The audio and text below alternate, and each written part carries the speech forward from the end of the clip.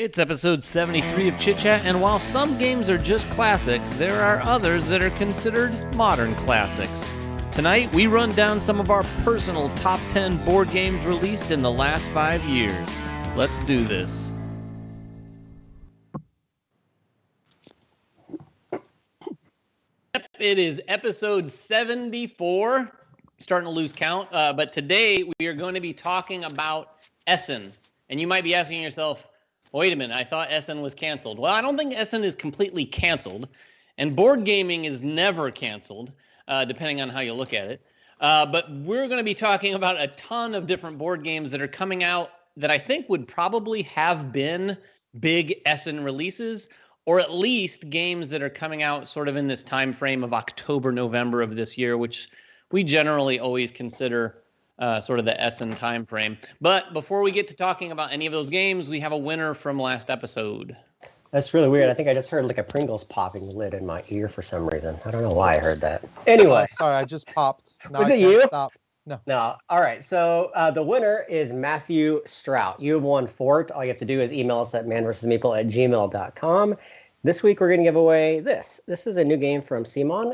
It gears more towards younger children, but it can be played by families. It's called Sugar Blast. It's pretty cool. It's got this table in here. It's kind of like Candy Crush. Have you guys ever played Candy Crush before? It's like that. Was this the one with the tilting table or the table like move? Yeah. That was like at Gen Con last year. Yeah. Right. And just now finally coming out. They had a little prototype. I'm sure manufacturing on that one was a trial. It's pretty nice inside, actually. They're all like really thick plastic pieces that look kind of like tops that you spin, so they fit in these grooves. Really neat. Anyway, let's have a question. I have a question before we start. That game you just held up, not to disparage it, but I just had this weird thought because I had Essen on the mind. I'm looking at that game. What would all of your reaction be if you saw a game like that and it was designed by Uwe Rosenberg and Stefan Feld? I would think, how do they score points? That'd be my first. Yeah. Where's the 100 different ways? I want to see a Target-looking game by one of those designers. I'm sure I'm sure that'll eventually come at some point. I mean, would you not imagine that both of those guys are looking at games that can hit more of a mass market? I do think so. That seems almost like a foreshadowing to some of what we're going to talk about tonight. So let's get underway and start talking about all the games. Who wants to start? Well, I'll start because I wanted to say, of course, to the audience, we're not doing like a list tonight. We're not doing like a top anything. We're just kind of having a conversation about some of the games that we're excited about. And you were right, David. I think a lot of these would have been at Essen. For those who don't know, Essen is like the holiday of board gaming. This is when tons of new games, especially new Euro games, come out because this is in Germany every year. And I know we're a big fan of Euro games. A lot of our audience is a big fan. So with that being said, I just was going to talk about the first one I was excited about. That's a game called Under Falling Skies, which is coming from CGE. This is kind of a weird game because the designer didn't think he was going to get it published. He released it as a print and play. And I guess the print and play was so popular that it started to get attention. CGE picked it up and now it's being released. It is a kind of solo, I don't want to say adventure game, but there is like a campaign narrative where you are trying to repel an alien invasion. And it almost kind of reminds me of Galaga with the aliens coming down from the top of the board.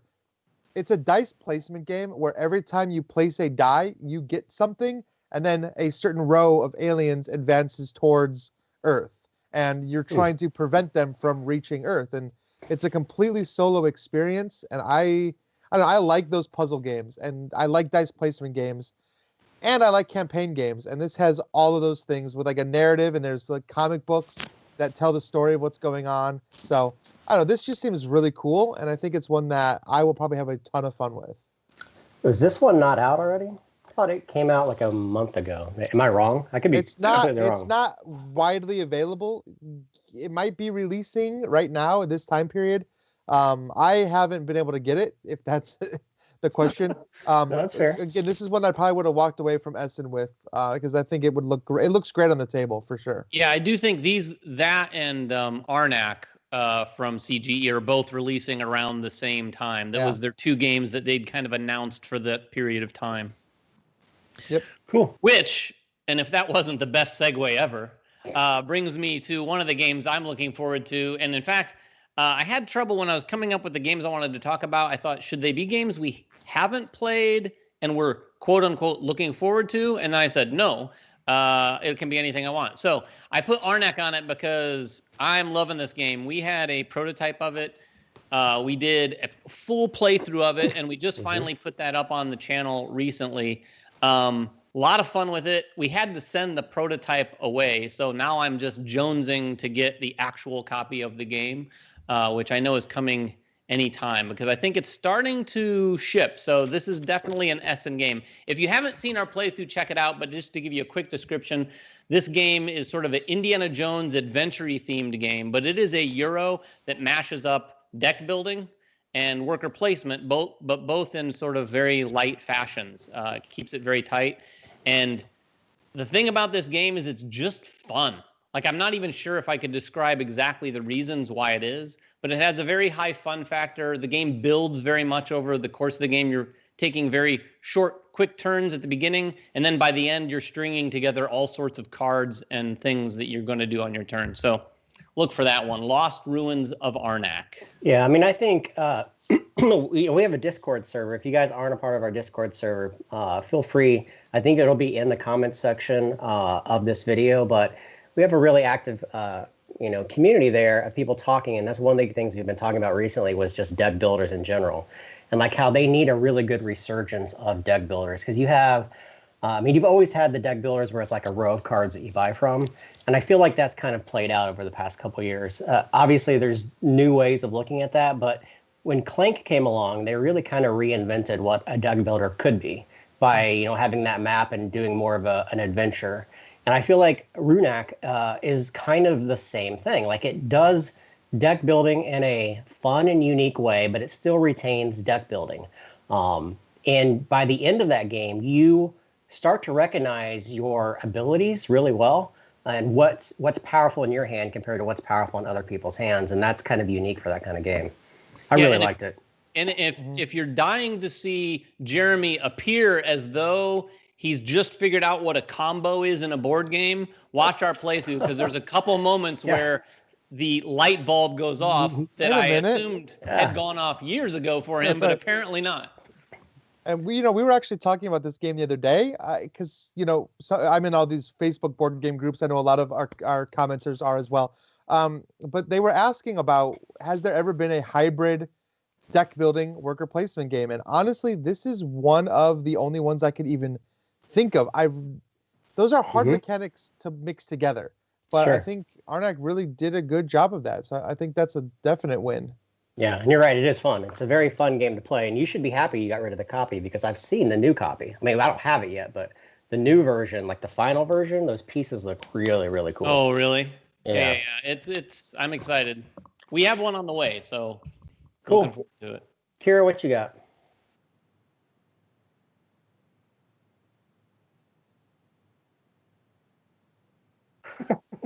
Shoot the stuff. That's very PG.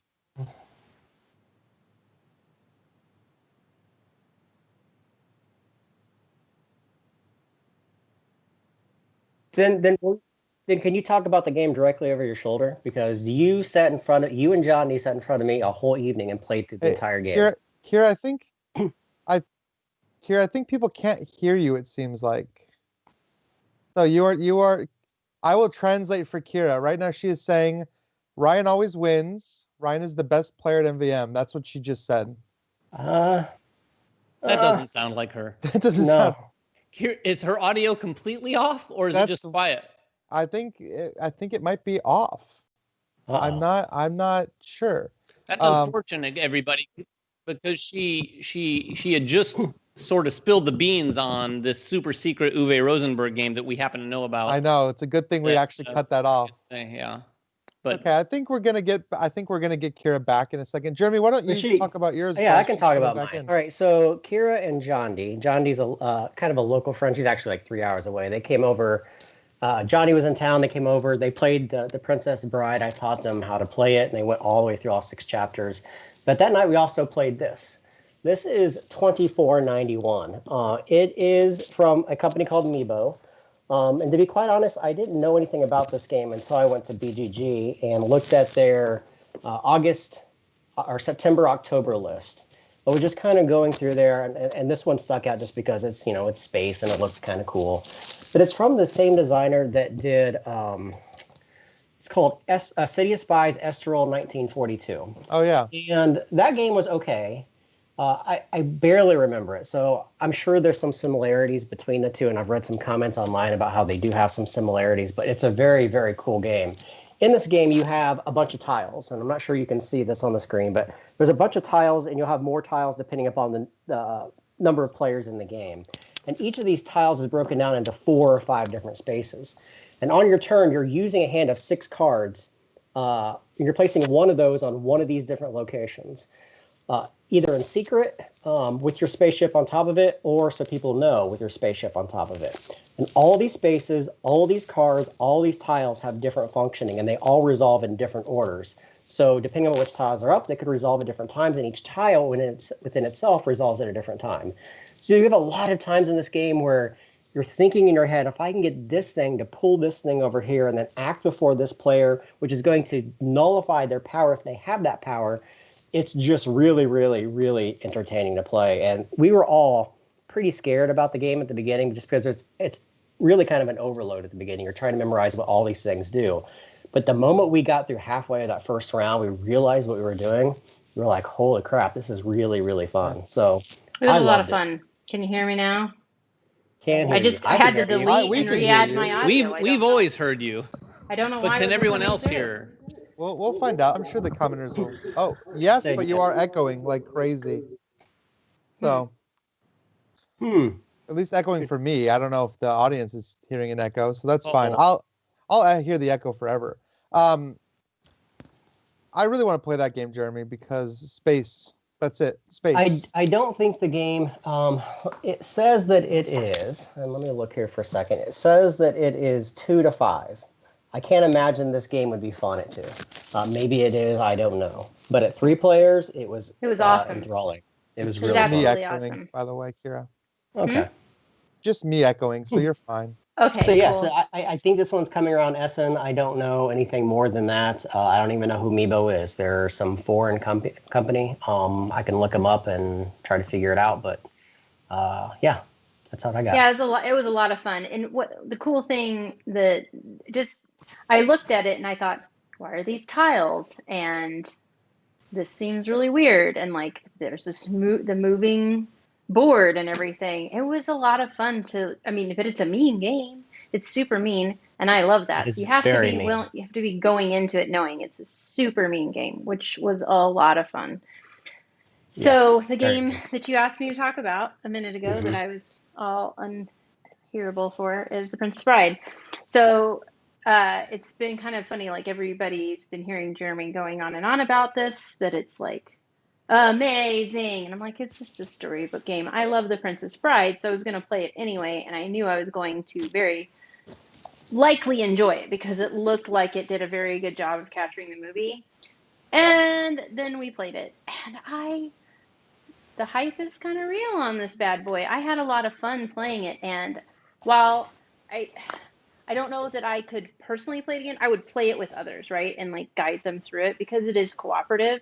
And it's so unbelievably cool. The fact is, this is what, number 1. We're going to see more like this. And for me, the biggest thing was just really how much I felt like they did a really good job with the movie. Jeremy can probably attest to the fact that I was quoting everything throughout the entire game. I couldn't help myself because it's one of my very favorite movies of all time. And the game is really fun, and it's adorably done. I think they did a great job.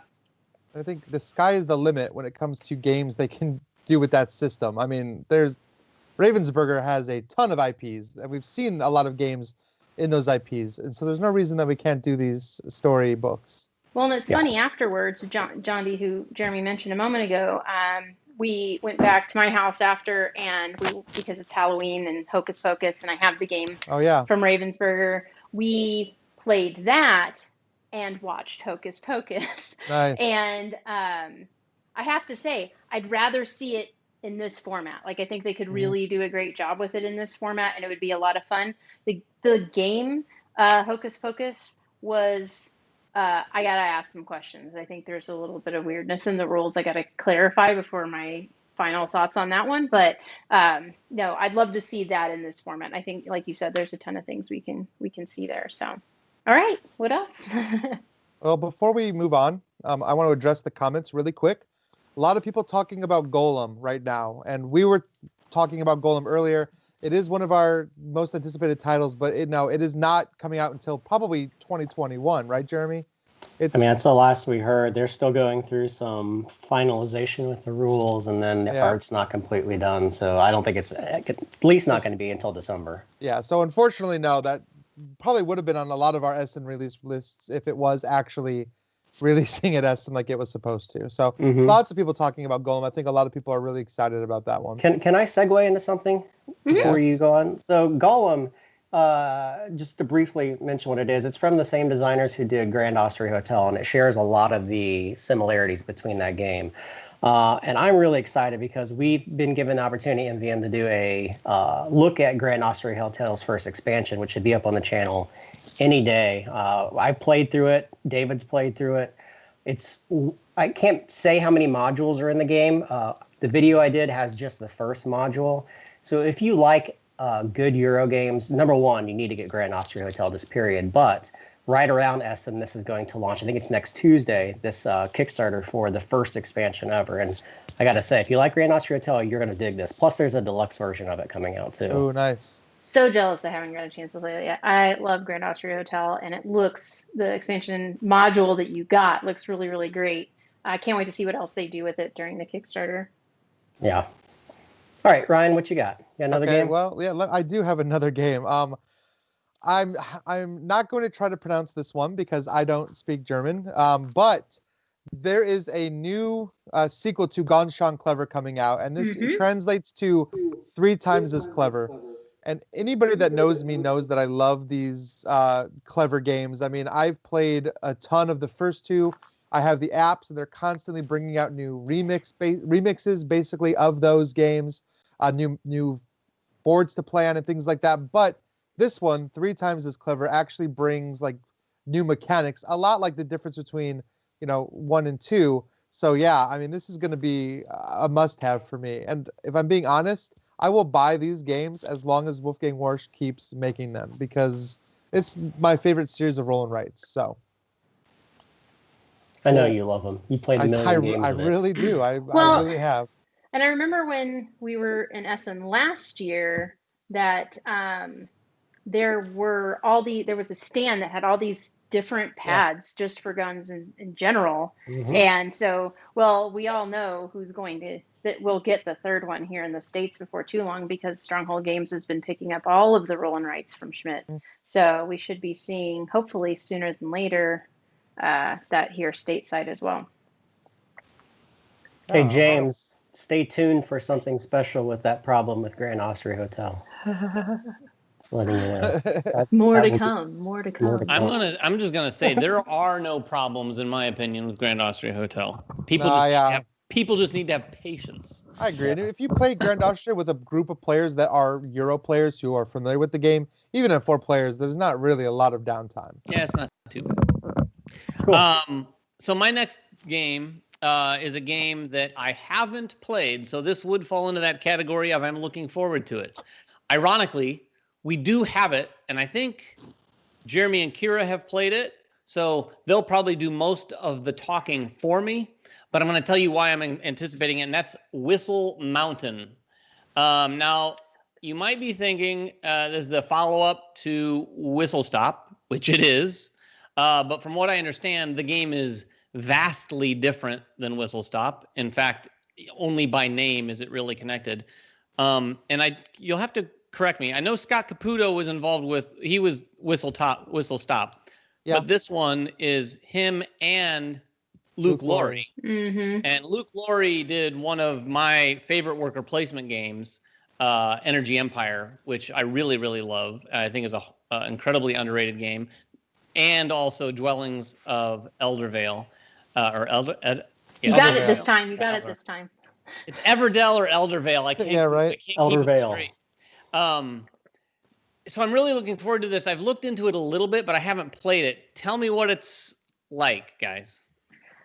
Well, I can tell you the end result is that I got rid of Energy Empire, and you know how much I loved Energy Empire. It does the same thing as Energy Empire, Really? but I think it's just a better game. Like Caputo is really good about tile laying, and Luke Laurie is really good about worker placement, and it kind of melds those two things together.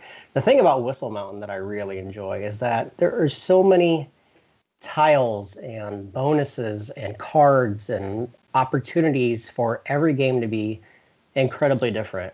And I know that adding cards to a game or adding, additional tiles or things like that doesn't necessarily make a game better, but in this case, I think it does.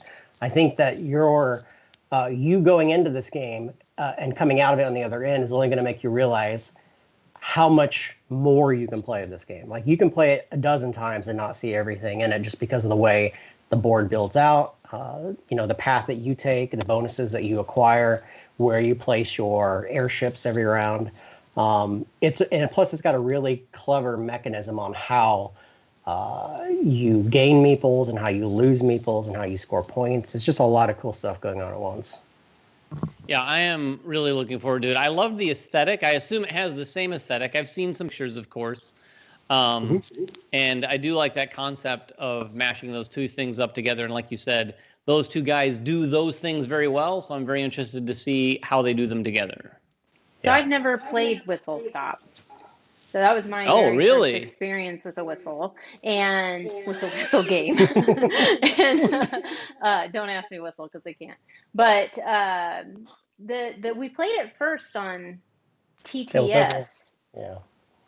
And I was like, this is so frustrating because there's all these wonderful little airships and things, and little tiles, like Jeremy mentioned. But in TTS, everyone knows that I can't always grab the right thing, and I'm moving the board instead of the piece. And despite all of that frustration, I ended that game feeling really, really good about the game. So when we got the copy in and actually got to play it in real life, like my love for it went way up. I mean, I already was excited for it and it went way, way up. And I just really enjoy what it does. Jeremy said all the right things about it. It does a really lot of really neat things.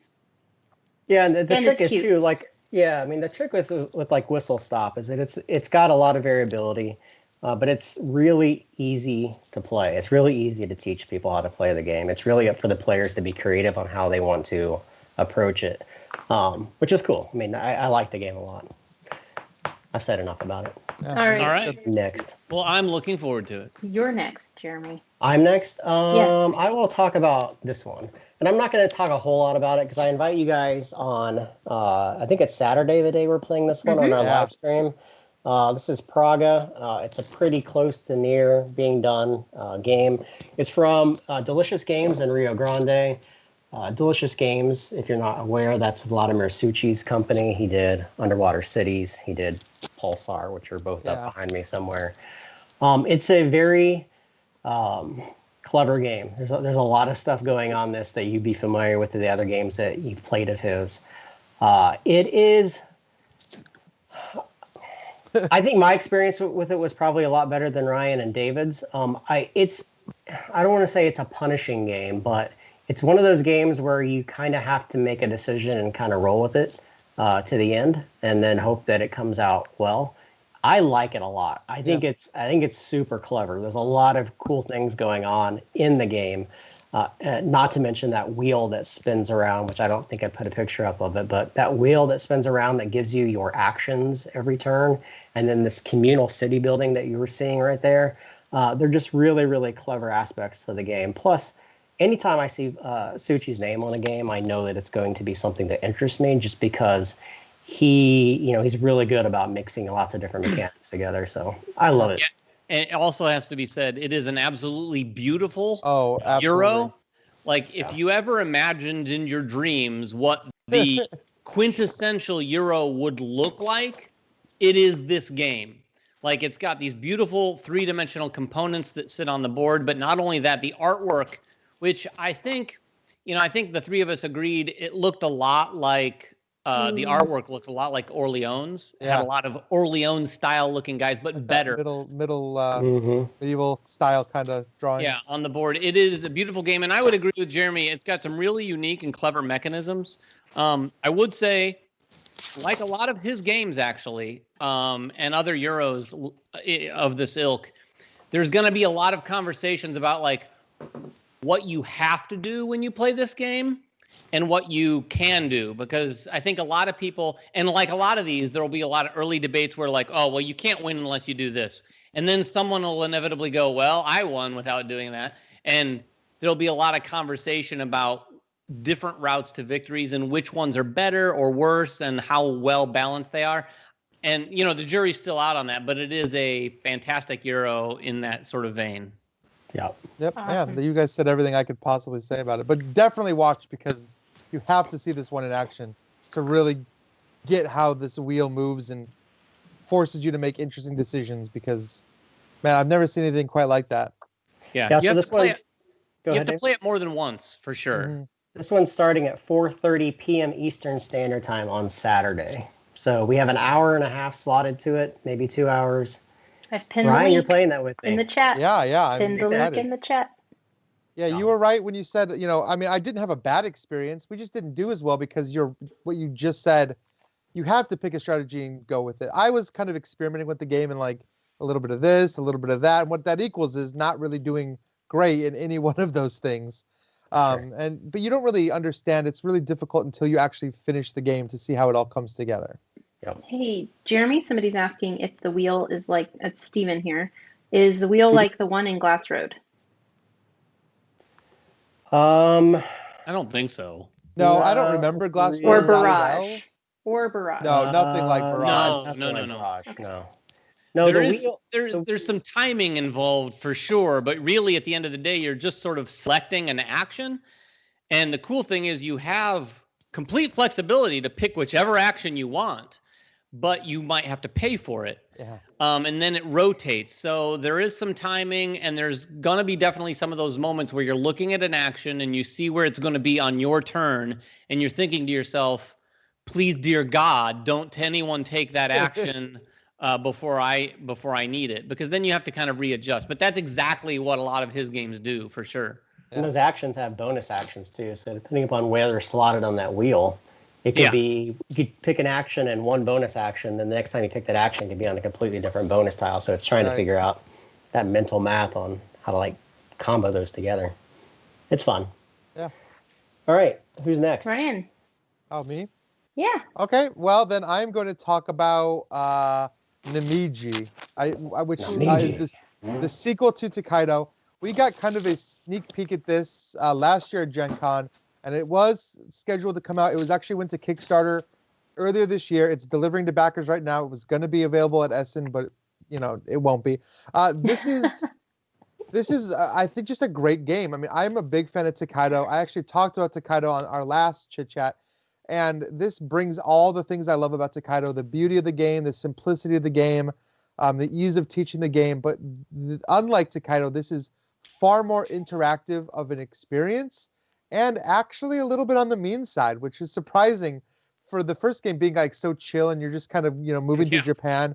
This one, you're actually going to spaces that are going to let you directly interact with other opponents and kind of sabotage them a little bit, or at least interfere with what they're trying to do. All the action spaces are different. It's kind of based around the idea of like traveling through islands, and there's like fishing and exploring and all those different things you can do when you stop at these spaces.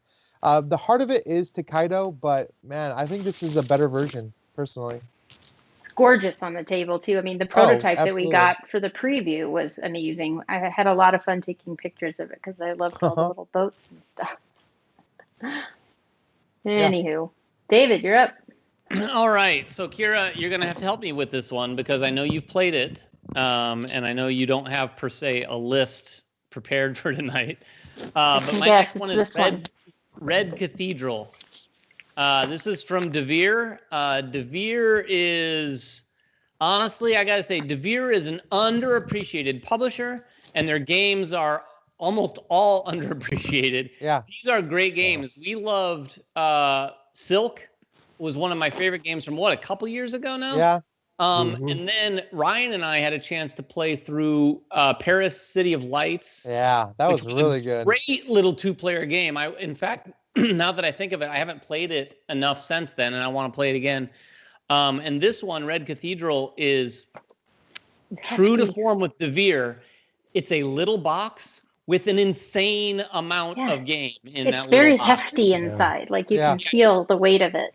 It's exactly what we said about Silk too, and I don't know if that's part of their sort of culture of how they want to approach games, but they're definitely hitting that. This game is definitely the most Euro-y of games that I think I've played of theirs, and we played it once, maybe a month or so ago, and it does some things. It was a really interesting game, and it does things that I've not seen done. It just felt like a unique game. Whenever we play games, as we've played so many games, whenever we're able to play one and go, I don't know if I can really compare this to anything or say it's like this or that. This one definitely fits that bill. So definitely take a look for it. I don't know exactly when it's coming out, but whenever it does, it's probably going to be an incredible value for what you get in that box. Coming out like right at or right after Essen, I believe. Okay. And like that, and they've got like 2 games trending hot on BGG, which I don't normally see DeVere games kind of trending hot on there. And the other one is Polis, which we also got, and that is a beast of a game. Oh my gosh. Mm-hmm. The rule book was how long? Like I looked at it briefly. It was like 30 pages or something. Yeah, I've seen a lot of people talking about that one. Yeah. Anyway. So anyway, Jeremy. Red Cathedral is another one to look for. My turn? Mm-hmm. I think so. So I think this is probably going to be one of the more polarizing games. It's Bonfire. It's Stefan Feld's newest big game. It is... All right, I'm going to say why I love the game, and it's probably the reason a lot of people are going to hate the game. It is a game where you can make a mistake like any Vlada game and be totally screwed. Plus, it's got some really heavy, I don't want to say player interaction, maybe indirect action, but your moves can completely affect how other players play their turn. And you can really screw people over in this game by doing things before them or, messing with their plans. Maybe they're going to use their actions to do something. It's a very, very limiting game. Like, you have to make a plan and you have to stick with it and pray to God that someone doesn't mess with you. And I love that. I love playing a game where it's so tactical, it's so strategic, like you're just pushing through. And by the end of this game, you're not going to be able to do a third or even a fourth of what you want to do in it. I love that. And some people are going to play this and want like that engine builder or that tableau builder where they have a lot of flexibility to do things all the time. It's not this game. And if you go into this game thinking that, you're going to be highly disappointed. Yeah, it was an interesting one because and David, I think you and I both said the same thing. It's like, I need to play it again now that I understand what's happening. Because it was a lot of, does this make sense what I'm doing right now as we were playing? I think I'm doing okay, but am I? And it's beautiful on the table. And it's really, really interesting, but I don't think I fully appreciated it on the first play. Well, and that game falls into a category for me. This isn't so much about the game as it is our experience playing with each other. I've noticed over the years that we've been doing this, when one of us learns the game and knows it, it's a very, and Jeremy did this. Jeremy learned Bonfire. He taught it to us, so he kind of has a better understanding of the game, right? So that's always the case. Kira and I were sort of finding our way through that. And that's the same with a game that I've learned and I teach. It's just a very different sort of experience. Bonfire was like Jeremy said, it's a different sort of Stefan Feld experience. I don't think I've played another one of his games that felt so... and again, take this with a grain of salt because it's just one play, but it felt very restrictive, like Jeremy said. So you can make a mistake, and then it's one of those things where, like, if you made that mistake and I haven't played it enough to determine whether or not you could rebound from that. But if you can't, that's part of a game that I generally have problems with. Is we're like, well, at this point, if I'm playing to win, I'm not going to win. Mechanically, though, I will say if you enjoy Stefan Feld, and one of the things about all of his games, even like Oracle of Delphi, which is a very anti-Stefan Feld sort of game. No points. They all feel in many ways like a Stefan Feld game because they have a lot of those similar sorts of things where you're pulling and chaining things together, and it's very satisfying at times. But yeah, this is a pretty significant game, and like Jeremy said, it's a big game and there's a lot of things going on, but by the end of it, you're like, whoa, wait, what? Oh, really? It's done. Wait, it's done. I wasn't sure. It seemed like a big production with a lot of moving parts that all of a sudden just kind of ended for us, and I didn't feel like there was enough there. But that might just be because we only played it once. So it is a cool game, and it has an interesting kind of strange theme, if you will. I don't think any of his games really the theme is a cornerstone of the game. No. And this will be the first game that we play at 10 a.m. on Saturday. So if you guys are interested in Bonfire, seeing how it plays, link is pinned in the chat. Yeah, and we'll have a copy to give away too. So, really nice. That's awesome. I did think of a couple though that I don't have pictures for anything, but just kind of as we've been talking, there's a game that's supposedly an Essen release that I have a copy on the way, which is part of the reason I'm excited about it. But it's a game I've never played, and that's Rococo. Oh, the new deluxe edition. Deluxe edition. It looks beautiful. I'm very excited to get it to the table and see. It looks like it's right up my alley. That's a great Euro Essen game to bring up for sure. I mean, Rococo is about as Euro-y as you get. Right. One of the classic Euros. I'm glad to see it's getting love and getting a reprint, basically, because some of that stuff's been really hard to find in the past couple of years. For sure. Ryan, what else you got? Ryan? Is it back to me? It is back to you. Well, then I'm going to talk about Cloud Age. I've seen this come up. People have been asking about Cloud Age in the comments. Now, there is a little caveat. This was supposed to be an Essen release. I'm hearing now, at least as of today, it looks like maybe it's getting pushed back, but it still was originally planning to come out. And this is a new one from Alexander Pfister, who I love. I love all of his games. I just did a review of Maracaibo on the channel. This is a co-design, and I don't know exactly how much of the design was actually Pfister's, and there's been some controversy about that. However, I have faith in him. I believe he wouldn't come into a game unless he believed into it, and I think that he's going to elevate whatever this game might have been to a different level by being involved with it, because the premise sounds really cool. It's like the Earth has been destroyed, and you are flying over it in airships, and you have to try to basically see through the clouds almost. There's like a layer of clouds over the board that moves, and it's going to reveal resource spots underneath it. And you need to try to kind of predict whether you think there's going to be a lot of resources under these clouds or not. And of course, like any one of Pfister's games, there's a lot of different mechanics happening. There's hand management and I think deck building or bag building maybe in this one. So just a lot of cool things happening together. And I will definitely be excited to play it. Yeah, I think I can't imagine anyone watching Chit Chat who isn't either familiar and or anticipating Cloud Age. I think we and all of the people who watch our channel are pretty much on board with whatever Pfister has coming up next. I mean, board gaming in general. All right, my next one is going to be sort of the curveball of the evening that everyone's going to be like, what? I'm going to look that up on BGG. Zelda Monopoly. Never mind. That's it. No, it is Shifting Stones. This one is from Game Right, and it is a very simple looking game. So and we don't have many pictures. If Kira's putting a picture up right now, it is effectively of the box. But if you see the box, you'll pretty much see what's on the table during the game because there's these 9 tiles, and they're beautifully made. They're these thick cardboard tiles that they've done they're sort of, I forget the word, but they're textured, contoured to the artwork that's on them. Ooh. And they're double-sided. And then you have a hand of cards that simply lets you score points if there's certain orientations of certain tiles in that 9-tile grid.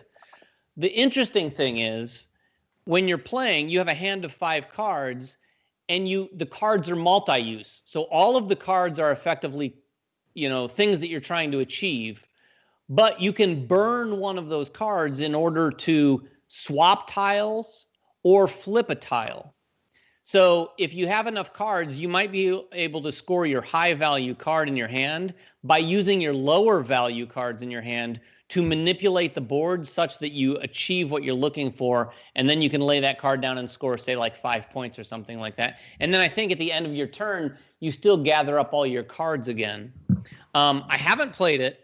I'm intrigued by the artwork alone. I'll be honest, it's Quanchaimoria, and it looks beautiful. And it is a simple sort of abstract kind of game that I wouldn't play necessarily a ton, certainly with this crew, but maybe with my parents or maybe with my family. It's definitely that sort of game that you can get out and quickly play with maybe new gamers.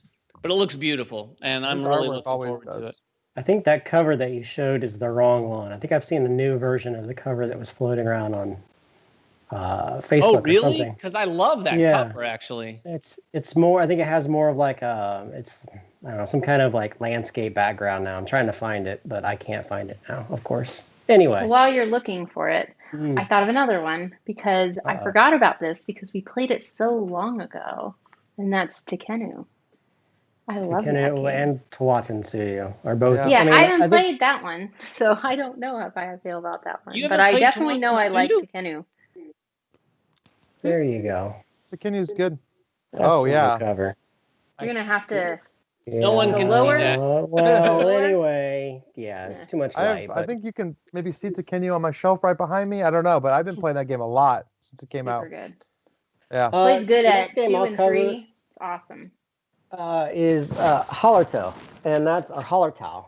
It's the new Rosenberg game, and I don't have a box to show you because they were kind enough at Lookout to provide us with a print and play version of it, which Kira so kindly printed and put onto cardboard, and then I sourced a bunch of different components.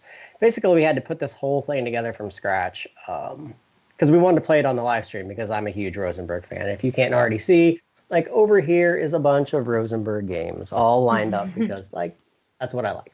Anyway, it's a very different yet same type of game. The cool thing that I love about this game is that you have stacks of cards, like 4 stacks of cards, and these cards can literally almost always be played at any time during the game, on your turn and another player's turn. So there's a lot of like weird combos that take place. It's another farming game with a kind of a twist on how you do crop rotation. Crops will, produce, and then fields will sow, and they'll go back and forth through the game. You have this cottage board, which you're seeing there, which you're trying to push to the right-hand side of the board by literally picking up the cottage and moving it across the board, doing different warehouses that you have to move, picking rocks so you can extend the structure out. There's a lot of cool things going on in the game, and a ton of cards.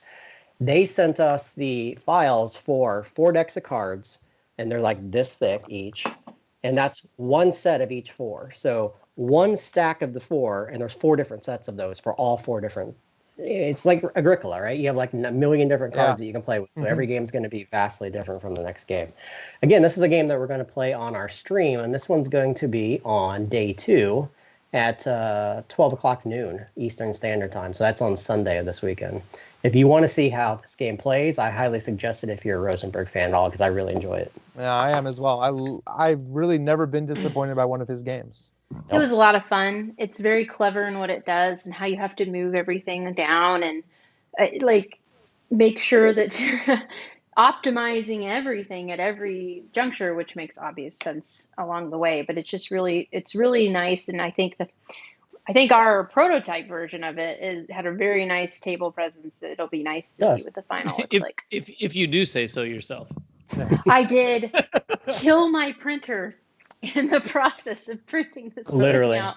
There was so many. My printer auto orders from Amazon for the new ink cartridges, and it just was racking it up. It's crazy. So anyway. By the way, while you guys were talking about Hallertau, I did look up that new box art.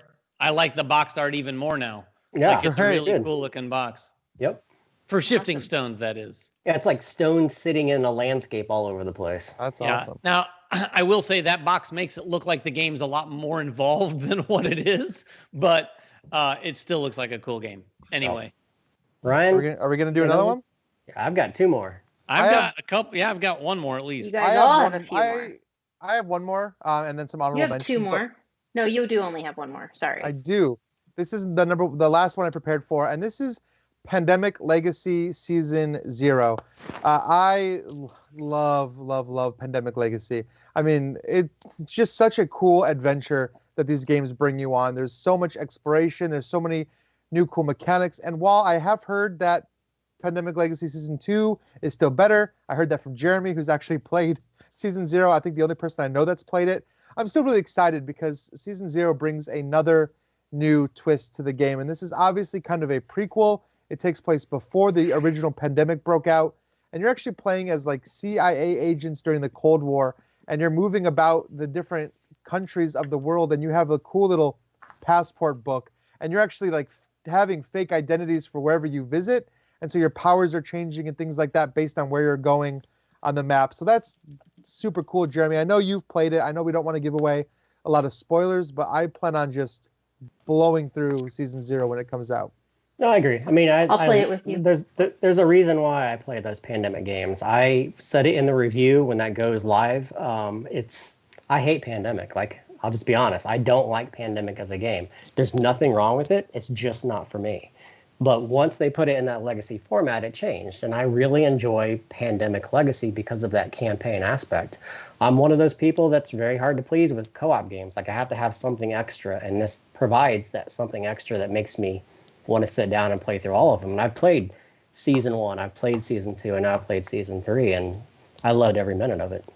All of them. But 2, yes, more than 3. David. David's muted. He is muted. Oh, That's can weird. you hear me? Yeah. Sorry, I've been muting myself because I've been eating pretzels in honor of Essen Spiel, and I didn't want to crunch in the ears of everyone. This is a little off topic, but Legacy definitely improves a lot of different games. Yeah. I just played My City, which isn't a game in and of itself. It's always been Legacy. But the game itself, I was explaining to Jeremy, if it weren't Legacy, it'd probably have maybe a game or two in it, right? You'd play it and you'd be like, okay, I experienced what that game is. But the Legacy makes it just phenomenal. My wife and I played through 24 sessions of that in 2 weeks, which is a lot of, these guys will attest. I don't play that much of a game that quickly, but we blew through that. I'm going to do a review for it sometime very soon. Not to spoil it, I like it. But it really made the game because you were just, it's something special about opening up that next envelope and going, oh, interesting. And let's see how that goes. And it has an addictive quality to it for sure. Yeah, I really want to try that one. That's my side note. Also kind of an Essen game because it's kind of coming out in full distribution right now. So it was one of Ryan's top picks for this year. It was. For anticipated. And it's finally coming out. I should have it soon. But also, speaking of this weekend, just real quick, Jay How's in the comments, and he will be joining us this weekend, which we're very excited to have him here again. Yeah.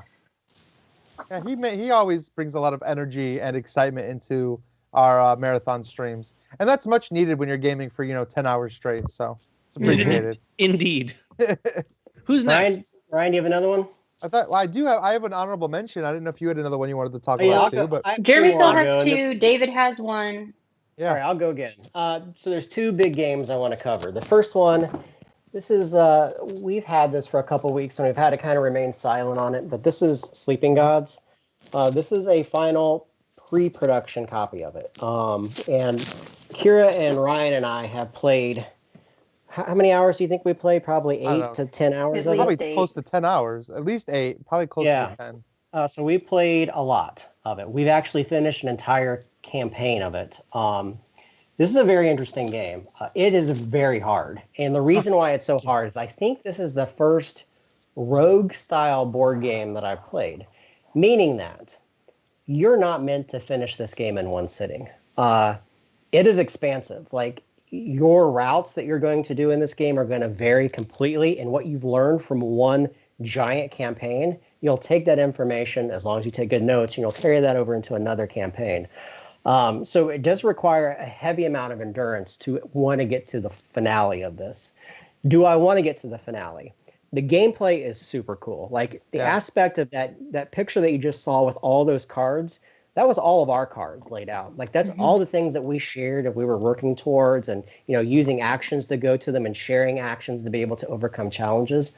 The story is really interesting. Like we're not quite sure what's going on, but we want to know what's going on. The one problem we had is it's really hard. Like every time we got into combat in this game, we came out of it on the other side barely alive. I mean, barely alive. And it always felt like we were just scraping to get by.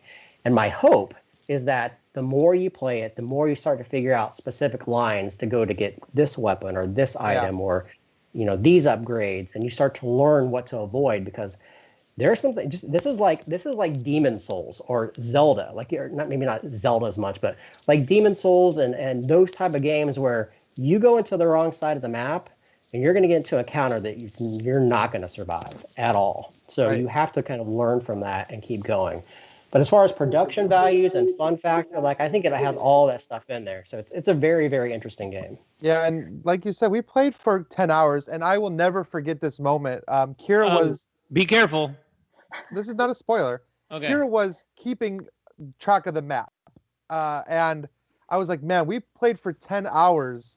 Like, we saw a lot of content. And Kira holds up the map, and we have explored this little circle in the middle, and the entire rest of the map is just 3 empty. parts. I mean, yeah, look at that. I'm like, okay, so we didn't even see, we saw that little circle there in the middle. We didn't see any of the rest of the stuff around that. Yeah, we saw none of the stuff. That was 10 hours, and we didn't even get to the outer edges of the map. So, I mean, you're going to be playing this game a lot of times if you want to really see everything that's in there, which means, hundreds of hours of content. That's not an exaggeration. You get an idea, too. Like, these are the achievements and the stones, which are kind of things you're trying to find.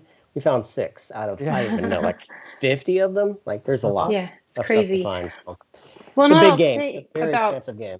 Red Raven in general, like I've always really just liked Brian's games. Some of the first that I played when I got into the hobby with Near and Far. I'm sorry, Above and Below. Near and Far is the newer one. And the thing is for me, as I have played more and more games, they started to not be enough for me. While I really love what he was doing, it wasn't enough. Like I needed more. Now I have friends who really love those, and I was able to gift them on, and they're getting lots of play still, which is wonderful. But when we first saw this back when the Kickstarter was getting ready to start, it was like, oh wow, this is so much deeper, and I'm so excited to get in there. But man, oh, you're right. Like it was so tough. Like I don't think I quite expected that jump in difficulty from his older titles. So anyway, super challenging. Anyway, you want to go, David? Yeah, or Ryan, do you not have another? Well, I do, and I don't really have pictures of That's one, okay. So I've got some honorable mentions too. I'll knock my last one out here really quick.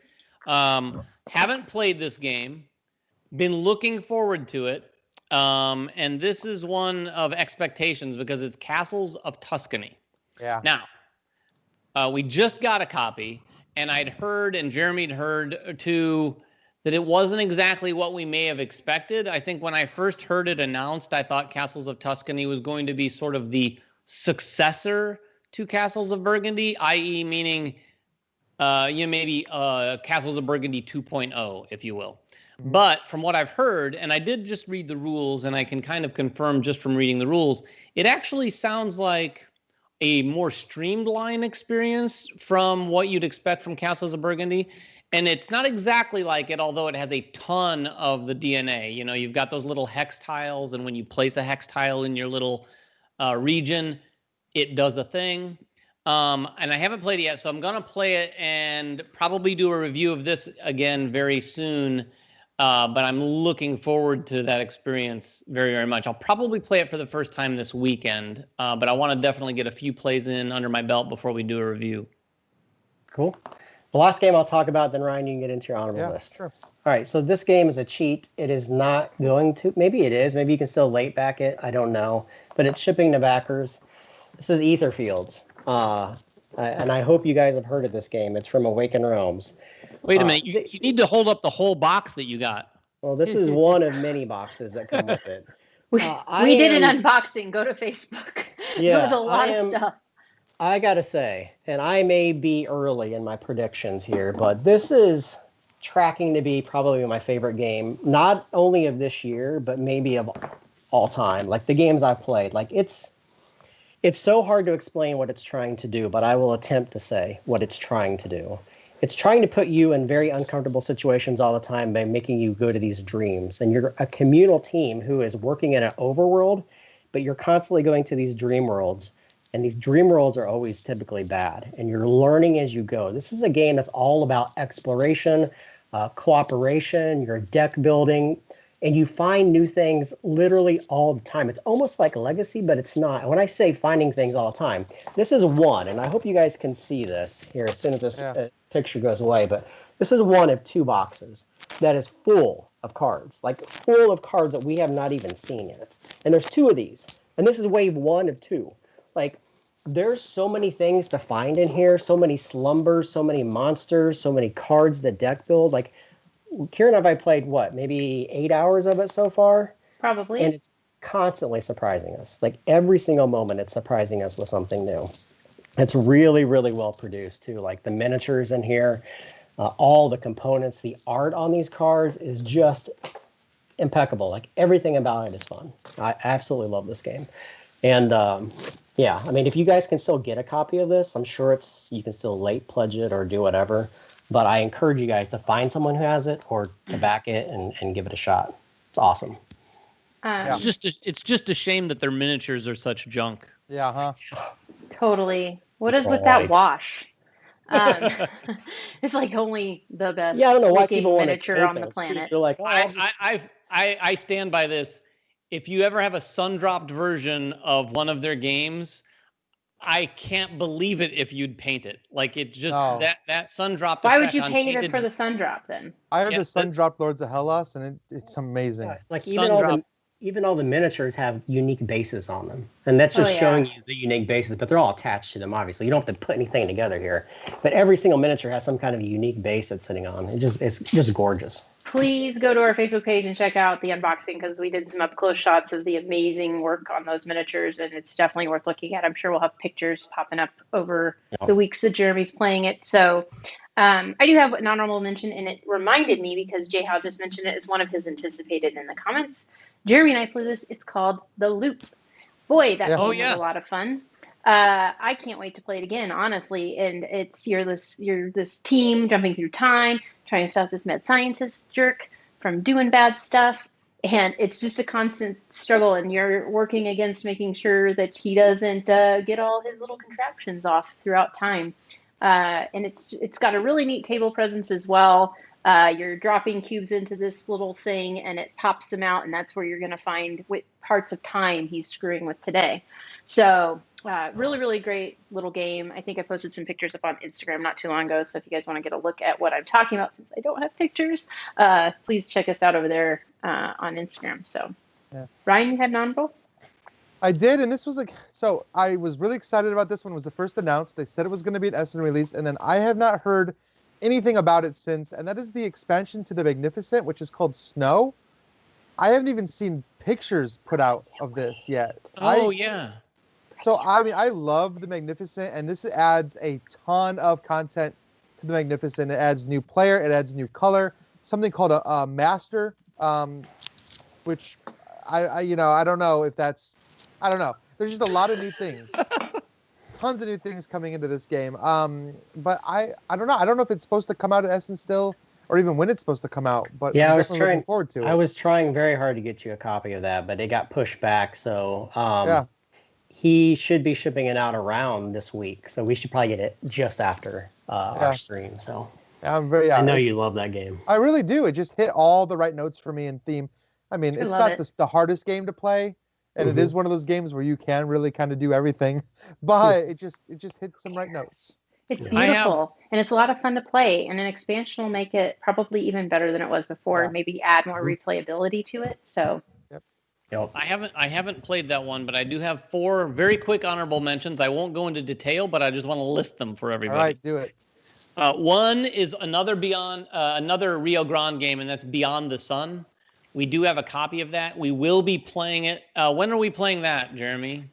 That one is being played on a Saturday at 12 12? noon. 12 Yep. noon Eastern. 12 noon. This game is really Second cool, game. so tune in to check it out.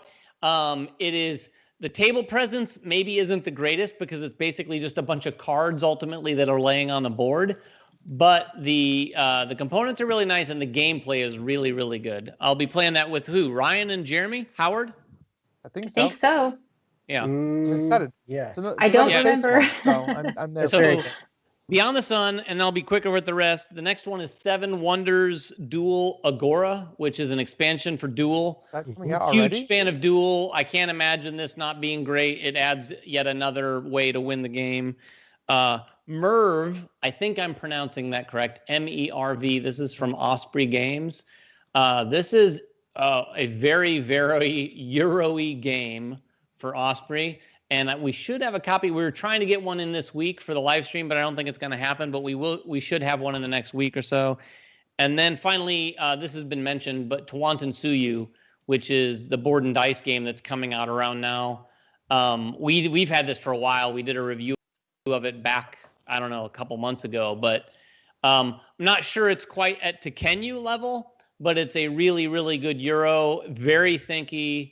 It's got some area control or area majority, but a really, really interesting mechanism with like 73 different locations that you can go to.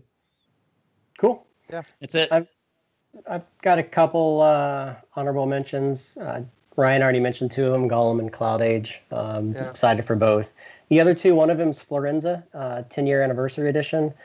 They've obviously tweaked, the look of the game. They've updated the look. It's a classic worker placement game, but they've also tweaked the rules to kind of fall more in line with their card game and their dice game, and just modernize it. And I've read through the rules, and it looks really, really interesting. I like Florenza. It's just been a long time since I played it, but this new version of it looks really pretty. And I wish I had taken pictures, but I didn't. But I think I have some posts on Twitter, so go look at my post there to see what the new version looks like. And the other one, I don't know when it's coming out, but I don't know if it's going to retail or if it's going to Kickstarter, but it's called Carnegie, and it's from Javier Georges. Great. So this is the same designer who did Twa, also did Ginkopolis, also did Carson City. I love this designer, and I'm super excited to see more about it. It's got artwork from Ian O'Toole. It's from Quinted Games. They always put out some, heavier Euro-style games, and this is going to fall right in line with that. They're calling it a worker placement game with a lot of different worker actions that you can use. There's just a box cover out that's out right now. I don't know anything else more about it. I've reached out to Quinted and put our name in the hat to be able to do something with it because I just love him as a designer, obviously, because Twa's still my number one game, but we'll see what comes of it. That one next year, right? I don't know.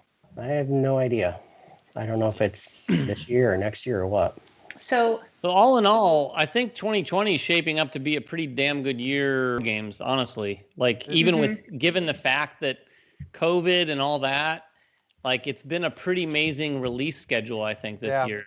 It'll be interesting to do our top 10 for 2020 towards the end of the year for sure. Yep. you know why? It's because everything got pushed back to That's true. because of all the delays.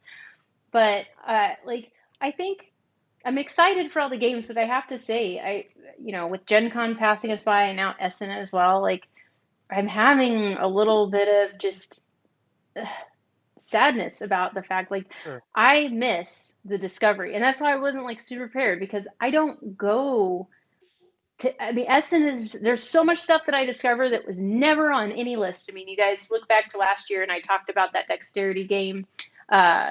And I would have never heard of it before I was actually at the show. Not to mention, I really enjoy the food. There's a lot of really interesting little food carts throughout that place. And we were talking right before, there's this swirly potato thing that I'm drooling thinking about. So good. But I miss that. I don't miss the flight necessarily, but I do really miss being there. And then not to mention just seeing our friends in person and playing games with publishers we don't normally get to see on a regular basis, friends we don't get to see on a regular basis. So I am having a little bit of FOMO around all of that, even as we're speaking about it. So, we're very lucky we get to play some of these things anyway, but I do miss being there. Yeah, absolutely. Indeed. Anything else, anyone? That's it for me. No. I don't think so. Just make sure and tune in on all Saturday. weekend. Jeremy, do you have all the times? What are the times? Yeah, Kira's been posting them in the chat, so check that. We'll also post them in our Discord. Again, it starts at 10 a.m. Eastern Standard Time on Saturday, and then again 10 a.m. Eastern Standard on Sunday. It's going to be an 8-hour day on Saturday, 6 hours on Sunday. 10 games right now. If we get through a game quickly, we may add something else in. We have a ton of games. Obviously, we don't have much time to cover so many. We'll have some giveaways and whatnot. And then join us 2 Thursdays from now as we come back and take a look at everything that we've played. Not only then, but a lot of other Essen games that we've been playing throughout the past month or so. We'll be giving our thoughts about those as well. We're also going to be trying something new this year during this live stream. Is at the end of each game, we're going to give ourselves about 10 minutes with a host and the people that have been playing to kind of break down the game and say whether we like it or not like it and give an honest review. This entire Essen live stream is non-sponsored. We're going to treat this as if we would just treat anything else that we do. We're going to give you our honest opinions about the game right then when we play them. We'll say whether we like stuff or not like it, or if Ryan gets mad like he always does and blames the game. Get out of here. You're going to see that live right then. Anyway. It's always the rules' fault. It's always the rules' fault, brother. It is. Always the rules. Never yours, always the rules. Or someone took advantage of a rule that you didn't. That's the draw. The draw was terrible. The draw can be terrible. Oh my We love you, Ryan. We'll make you first player in every game if that makes No, I don't want to be first player. Too much pressure. Okay. Anyway, thanks guys for watching. Make comments below to win a copy of Sugar Blast. Tune in this Saturday and Sunday at 10 a.m. for all of our Essen coverage, and we'll see you guys next time. Bye.